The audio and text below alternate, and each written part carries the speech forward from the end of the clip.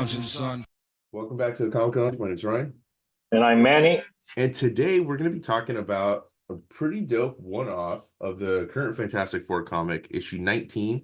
It's called The Perfect Storm, and an amazing Alex Ross cover. So it's like this weird fucking like noir style story. I don't know. It's not like a you'll see. I can't bury the lead. You'll see it at the end what's really going on. But that was the impetus behind wanting to talk about this with you. I love this cover. I love noir. So getting this like one off is fantastic. But and before I go further and forget to say the credits, it's Ryan Storm as writer, Carlos Gomez on art. And if you're not already subscribed to the channel, please hit that subscribe button. Check out some of the dope content on the channel. A bunch of great playlists.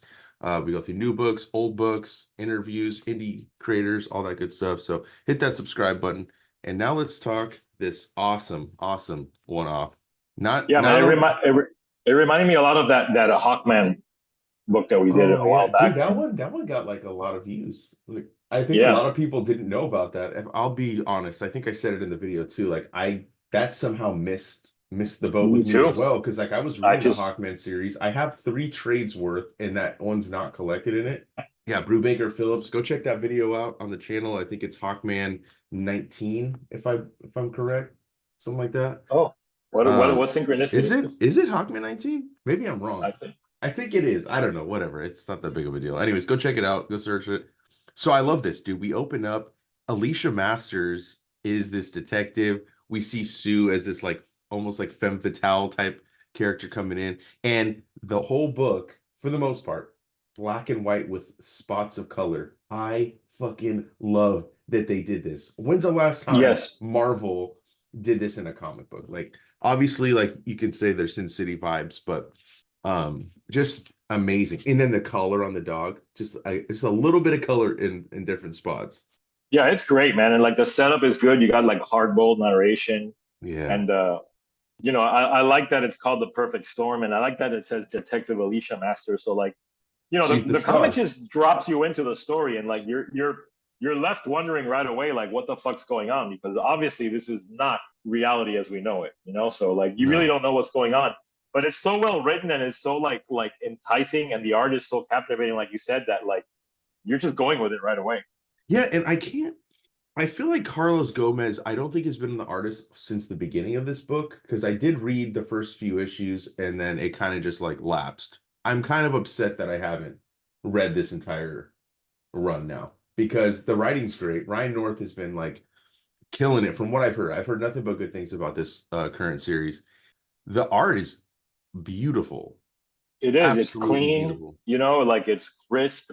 Like to me, it's got like little bit of Mike Wieringo vibes in the faces, I would say. A little bit. Like I mean, maybe that's just, And then like the clean lines, like the thick lines, like an almost animated kind of style. And I think that's a great artistic style for the Fantastic Four, like at least for the main book, because like, people forget that this essentially should be Marvel's flagship title. I mean, it all started with the Fantastic Four, It's just like it has its ebbs and flows with popularity and importance, but like it should always be a title that is out and should always have like a kick-ass. I mean, yeah, speaking on what you just said, like it used to always attract the biggest talents, right? Like, went from Stanley Jack Kirby, you had John Byrne, you had Walt Simonson, you had George Perez, you had all these major talents on the book, and I don't know when that kind of stopped.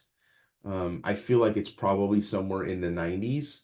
That's what makes a good Fantastic Four comic, dude, is like not only the family dynamic, but it's like just a fun adventure type of stories, And I said Mike Wieringo, and like that Mark Waid Mike Wieringo run is like so good, dude, so fucking classic. Good. We should probably talk. I was about to say that, yeah. So anyway, so Sue Storm comes in, and her boyfriend Reed Richards is missing. And I love that Alicia calls him the egghead down at ESU. So like they're not superheroes, they are just thrust into this world, and you don't find out till close to the end, which I kind of dig. I kind of dig that we're just left in this world and not knowing how we got here, why we're here. Like you just suspend disbelief and just read this as if this is just what the norm is. it reminds me of like when TV shows like Buffy the Vampire Slayer and Star Trek would do like Star Trek would do like their Sherlock Holmes episodes when like Data was in the holodeck playing Holmes, or like Buffy would do like the weird musical episodes where I it's was just like thinking of the Boy Meets World episode that too. when they go into the That closet and they fucking wake up and they're in this world and Topanga's like in this same role. yeah, I remember Yeah, that. That's another yeah, great example, man. Yeah, yeah. like it's a trope that always works because you see these familiar characters being filtered through these other other storytelling tropes, and it's wonderful how they're able to make the personalities and the characters fit these new roles and still like sort of use like the iconography of the genre that they're telling. It's great, man. And look, I mean, Reed, someone from Uncle Shield must have eventually gotten wind, like just stuff like that, like calling out the certain parts of like the Marvel universe and tying it in fun, unique ways. I mean, I love this. She's like, I know I can't pay your usual fee, or I can't pay, yeah, I can't pay your usual fee on an archaeologist's salary. So is she an archaeologist? What archaeologist Yeah, is dressing like this, dude? Like, I yeah, mean, I'm fine with exactly. it. It's fine, but it's pretty funny. Like feels like she has got nowhere else to turn. Reed making a fancy ray gun. So it's cool. Like we're setting this in this period, right? Princess is Alicia's dog name. I love this right here, this bottom panel of them driving through the city. I love cars from this era. Yeah, that's a cool, and like then enter Ben Grimm on the next page. Oh, dude, I know, I love it. Not as a thing, and like I love the narration, and it's great in the way The that dialogue it's too, telling. dude. Yeah, it's very on point with like you said, like the era, and they're having fun with it. Like one thing I think I mentioned to you when I messaged you, after I read it yesterday, I was like, I love like the kind of done in one nature of this, and I feel like FF used to do that a lot back in the day, like these fun little one-off stories that were like featuring like a cool villain. We'll get to that at the end there, and like Hmm. it's not bogged down by a big story, like a big storyline. It was just a lot of fun, man, and like I want to see more of this kind of comic book from Marvel. I think I know I've definitely said it, and it's safe. I feel like it's safe to say that you and I both have said it together in episodes where we've gone through books that like this is what they should be doing. I'm not saying they can't Yeah, do overall arcs, but you could still have somewhat of a one and done in the regular arc while leading into the next chapter. You don't have to like always have like this long drawn out like story arc. I really think that they need to go back to even two-part stories or three-part stories. These like 6-issue arcs. It just makes it hard to want to jump in sometimes because even if you want yeah, to go back and get the other issues, it's like it's just they're expensive, dude. So it's like doing a one and done, you feel like you truly get your money's worth. And I love this Ben Grimm. I love getting to see Ben yeah, Grimm not as the thing, mentioning that this is why she like married him and stuff like that. yeah. He's And he's like a New York street tough. He's Jack yeah, Kirby. You know what I mean? Everyone knows that Kirby based Ben Grimm sort of on his personality. So yeah. like he's this like tough old New York Jew from Yancey Street, man. Dude, You know it's what I so mean? great Like too. He tells me what I want to know, and he's never lied to me. One of the reasons I married the lug. yeah, The narration, like you're right, is just so calling good. him a lug is so good. Like and it's like a lot. It's like I also love how the writing in this issue like uses these tropes from film lore to like tell you what kind of relationship they're having. Like that's Alicia and Ben. That's a relationship, one of the deepest relationship in comics, and like it's distilled through this like Noir setting, and it's just fucking great, man. Yeah, What a lot and of the fun. and the lighting that they do, like the different lighting techniques. I think we mentioned that in recently in an episode where we were talking about it. The way they have the light shining through with this like Yeah, glow, and then the reds that they use. Maria Hill is just sitting at the yeah, bar, fucking drunk. And then we meet Johnny, and he's like in this like abandoned building, looking just like yeah, like squatting. I mean, yeah. and so like so they're trying to figure out who kidnapped Reed Richards, and Johnny may have some ties. He's this like he's a grease head Yeah, he's or a monkey. Yeah, a grease grease monkey, monkey. which makes sense for him, for his character. And then he makes this like mysterious call, like, oh, someone's getting close to you. And I love the names of some of the buildings. Like the bar dude, was the Blue Moon Saloon. The building that Johnny's in is the Baxter Apartments. Like yeah. How about lots this, of dude? Easter eggs. How about this? It took me a second to realize who this was. King Mackenzie.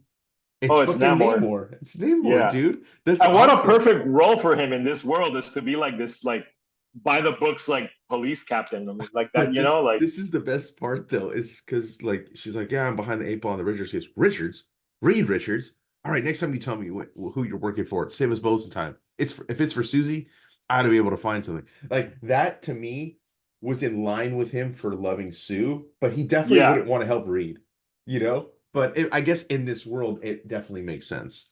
So then they go to the deviance realm, and who's that? Mole Man. Mole Man, yeah, And he's like and this fucking like I don't crime want to say boss. yeah, I guess crime boss, but it's super fun, dude.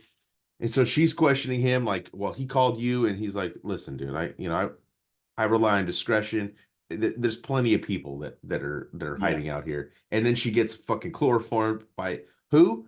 Johnny. Johnny. This Yeah, is so good too. Like the way they differentiate like the word balloons, like that he's trying to change his voice. So they make it yeah, black. That's pretty dope. And she's like, yeah. I'm blind. You know I can tell who you I are. love that. Yeah, that was so funny. And I love that she gets chloroform because that's another trope from those noir movies. The detective always gets knocked out or like like freaking jumped by the bad guys, and then when he wakes up, he's always he gets clues that way. Like it's following the beats of a classic noir story, but because like the narration is so cool and like they're filtering it with the FF, it feels so fresh. Yeah, Very dude. very clever, man. This Very is a clever. very clever story, really fun. I love how he's trying to fake his death, you know? And Yeah, she's like, "Where's your brother-in-law, dude? I just need to know who took him." And so, he's obviously like he owed the, mole man money, and he kept borrowing against it. And he's like, "Well, he wouldn't kidnap Reed. If anything, he would have kidnapped me and ransomed me to Reed because Reed's, he's got all the money." Which is pretty funny, dude. And I just love these like one-liners that she has. You done with those fries? yeah, yeah, And so now we get into what really has been going down. We go to yeah, this Peter Petruski, which I don't know who he's supposed to be, or yeah, we learn out who he is. But Reed is in color, and he's in Mr. Fantastic form, right? So yeah. he obviously we see that it's all part of it, and he sees Ben, he sees Alicia, like, you gotta help me. Trapster got hold of a cosmic cube, and then Ben's like, Trapster, cosmic Who's what? that? Yeah, Because like he's part of this like new reality, and then we see that it was the Trapster that created this world, and then I love this, dude. I love the scene of where they're yeah. I love transforming it into too. this other realm, and then when Reed gets out of this tube, he immediately turns into this dude with like these old school goggles. Like, I love that. Yeah, he's like your classic like scientist from like a 1950s like sci-fi movie. Yeah. Like this scene with her like not being able to see what's going on, but hearing the bangs and like there's a couple of lines here that stood out that I really love when she's like, "Someone's blood splashes hot onto my face, hard enough that I know it's audio, That's crazy. Yeah. but I Yeah. also know that between my husband and the prof, someone's making a heavy wet gurgle, the kind of noise you only ever hear make once, and someone else isn't making any noise at all." Like that's really good writing, man. It is. It's fantastic. And then we see all of the memories that she had with Ben and their kids. We don't get happy endings. We don't get to win, not in the long term. Best we can hope for is to not lose too bad in the end. And this doesn't feel like too bad a loss. And I love the fucking effect of reality coming back into play Yeah, with with the these like circles, circles. Yeah, it's pretty dope. and then boom, we're back in reality. So cool. Yeah, what a great use of like the cosmic cube, and again, it's a great done in one, classic Fantastic Four villain, a classic situation that they're stuck in where they have to kind of rely on their family dynamic instead of their powers to solve the situation, which I love seeing. It's also great that it's Alicia that was Yes, the good star call, of man. this Yeah, issue. She was the star. It wasn't the Fantastic Four that fucking won. It was her. yeah, She's the one that it, saved everything and got reality to go back to it, get a great ending. And the blind this, one. yeah, dude. Sue right at the end. Anyone who gets in our way is gonna have things go real bad for him real quick. Great ending, dude. Great. And I it's love I like loved no it, pun man. intended. Fantastic issue. Yeah, Fantastic yeah, issue yeah. of Fantastic Four. So definitely want to go back and probably pick up some of the trades now. If I'm being honest with you, I want to see how the beginning of first 18 issues. I feel like that's at least 3 trades worth. So Yeah, same. great comic, highly recommend. Go pick it up. And while you're at it, make sure you like, follow, subscribe, hit the bell icon so you're notified every time a new vid drops. And on that note, we're out.